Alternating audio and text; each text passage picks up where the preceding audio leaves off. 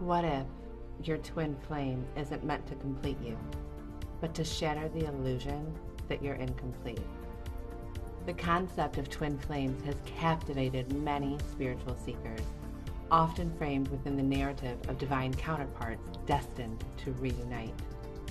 However, this teaching aims to dissect the twin flame ideology through two lenses: its potential as a path to spiritual enlightenment, and its manifestation as a psychological pathology, particularly within the dynamics of narcissistic and borderline personality traits. Beyond labels and theories, this exploration invites us to ask, are we chasing a connection, or are we running from ourselves?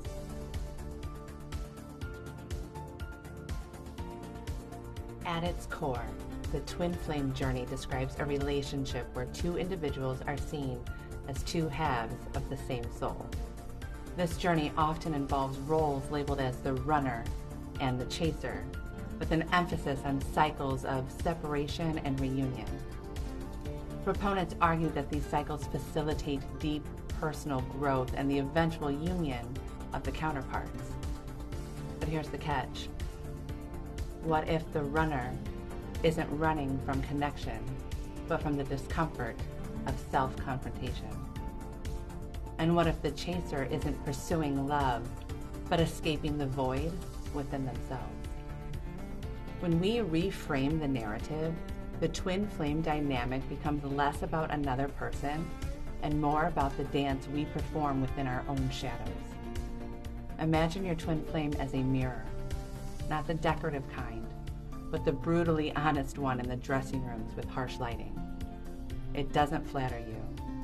It exposes what you'd rather not see.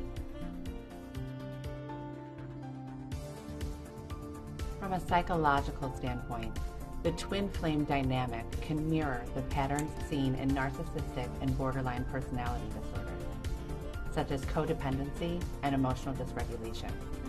The chaser often exhibits codependent behaviors, relying heavily on the runner for validation and self-worth. This external locus of control fosters emotional instability. It's not just about missing someone, it's about missing the parts of ourselves we've outsourced to them. Idealization and devaluation. The intense emotional highs and lows resemble the narcissistic cycle of idealization and devaluation, where one partner is placed on a pedestal only to be later discarded emotionally. This mirrors an internal struggle, idealizing what we wish we were and devaluing who we fear we are. The twin flame narrative may unintentionally encourage individuals to remain in toxic, abusive relationships under the guise of spiritual growth, mistaking trauma bonds for divine connections. Here, the question isn't, is this my twin flame? But, why does pain feel like home? I once thought someone was my twin flame because of an intense connection, until I realized that they were reflecting parts of me that I refused to heal.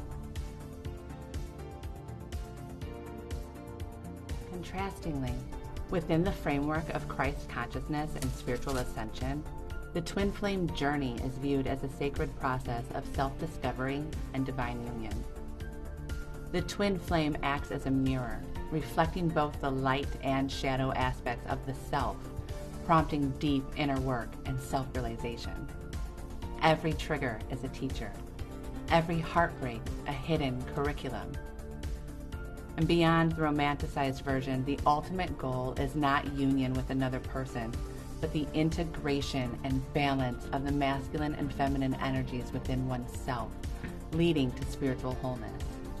The twin flame isn't a destination, it's a direction pointing us back to ourselves.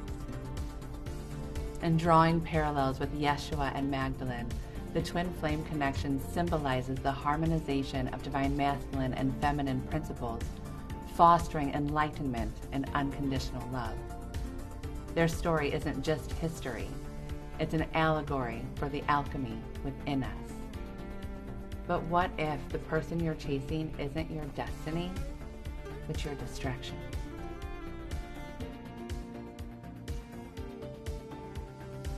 While the twin flame concept can serve as a catalyst for personal growth, it is crucial to differentiate between genuine spiritual lessons and unhealthy relational patterns. In healthy relationships, true spiritual connections are characterized by mutual respect, autonomy, and emotional stability, devoid of the dramatic push-pull dynamics.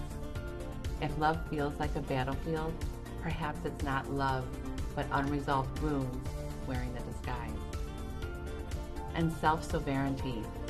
Spiritual growth thrives in self-sovereignty, where individuals find completeness within themselves rather than seeking it through another person. The most sacred union is the one where you meet yourself and stay. And discernment. Critical thinking and emotional discernment are essential to navigate the twin flame experience without falling into pathological traps. Sometimes these signs we see aren't cosmic confirmations, but psychological projections.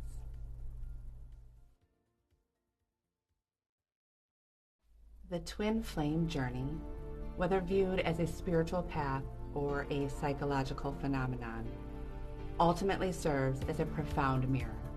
It challenges individuals to confront their deepest fears, heal unresolved traumas, and cultivate unconditional self-love.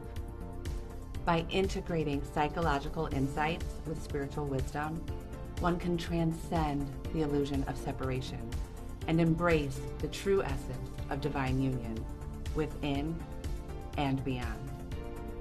In the end, perhaps the real twin flame isn't out there, but reflected in every soul we encounter.